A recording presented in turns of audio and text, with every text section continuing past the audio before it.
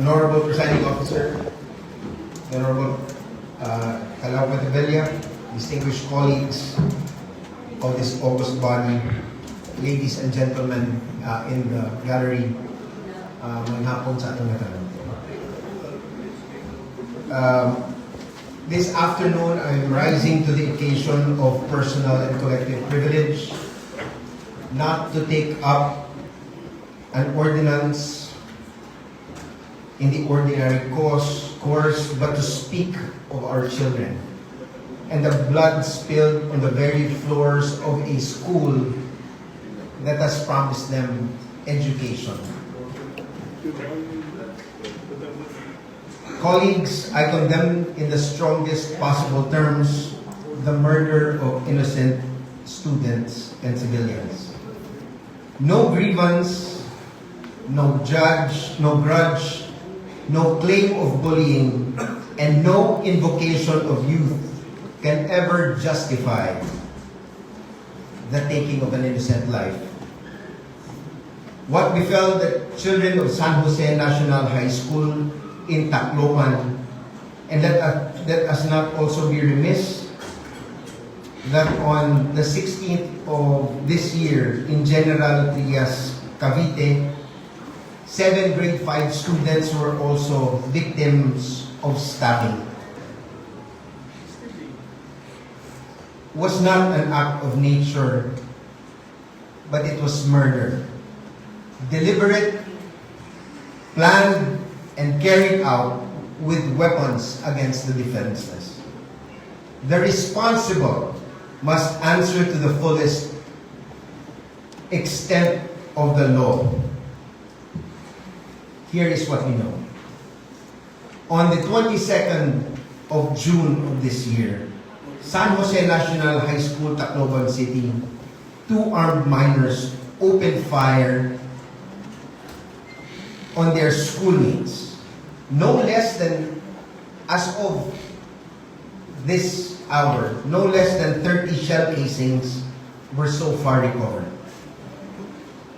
The aftermath, 3 students were killed, another 3 from firearm-related injuries, and the rest through their panic to escape were injured. Some of them jumped from the windows of their school. But let us not remember the heroes of this occasion. The name of Chris Lorenz Fabian, 15 years old, stood at the classroom door and gave his life to shield his classmates. And on another occasion, that's why I took up the cudgels to take this up in the plenary this afternoon, because the case or the crimes committed are not limited only to the use of firearms. On 16th of June 2026, in General Trias, Cavite, 7 grade 5 pupils, children of 10, ages 10 and 11, were stabbed inside their classroom. On the 19th of June of the current year, an 18-year-old boy stabbed by a schoolmate over a grudge. In a single week, at the very opening of the school year, our classrooms became crime scenes. It is the position of this representation that condemnation is not enough. Our duty as legislators of this August body, limited by our locality, should not allow this to happen in our city. It is easy to be angry after the fact. It is harder and far more important to ensure that no mother, none in the city, must bury her child because we did nothing when we had the chance. Our duty does not end with the mourning the dead in distant cities. It begins with protecting the living in our own. The question is not who is to blame. The law will answer that. But what will the court do?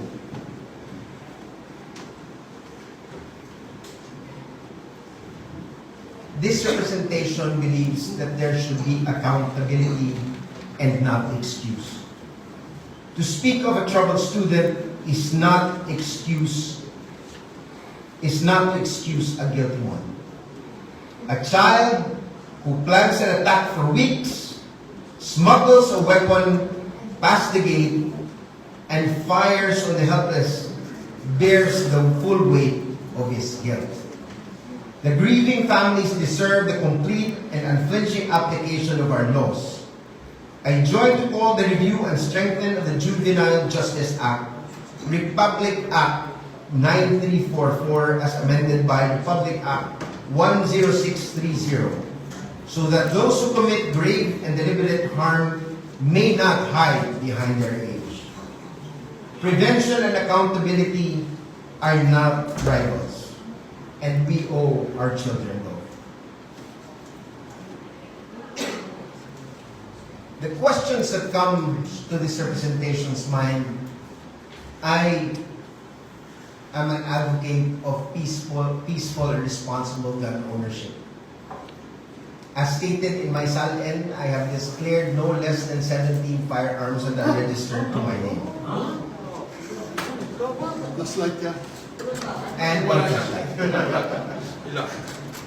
And in my 54 years of existence in this world, not through mere allegations, but I have never in any way, in anger, lifted my firearm to confront anybody. My firearm, as I understand it, my firearm is an extension of my intent. So, and if my intent is to stop a perpetrator or a violent person against my family, my loved ones, then I will not hesitate to use my knowledge of the firearm to defend those people that I love and protect. So the question should be how the firearms came into the hands of these children. As of press time, the Philippine National Police has identified 2 firearms. One, a Glock 17 semi-automatic pistol which holds 17 rounds in the magazine and 1 in the chamber. So 18 rounds was registered to an aunt of one of the perpetrators, which is a police officer in Region 8. The other, the ownership has already been determined, is an Armscor 38 wheel gun or revolver holding 6 rounds and also registered to a security company in Cebu. The question is, how did this reach the hands of our children? That's why the advocacy of peaceful and responsible gun ownership is paramount when you have the responsibility and the privilege of owning a firearm. Number 2, a long neglected psychological condition of our youth. The bullied, the isolated, the silently suffering, with no one assigned or trained to notice. I know people who have suffered from bullying. As a matter of fact, a colleague came up with a comic book a few years back describing him and his condition as a target for bullying in their school. And I will never forget that day when I read that comic. My heart goes out to that colleague. But he did not in any way take up the resolve, the determination to use his father's weapon, because his father is a security guard. To use that weapon and deliver justice to those who bullied him. One of the things that I am looking at it is the mental state of our children, the exposure to social media and whatnot, access to professional help should be considered in this case. With that, where this council holds the power to act, we will act, and we will act now. Currently, my staff is exploring legislative action on where it would benefit our students. So what can we do in Bacolod to prevent such an act?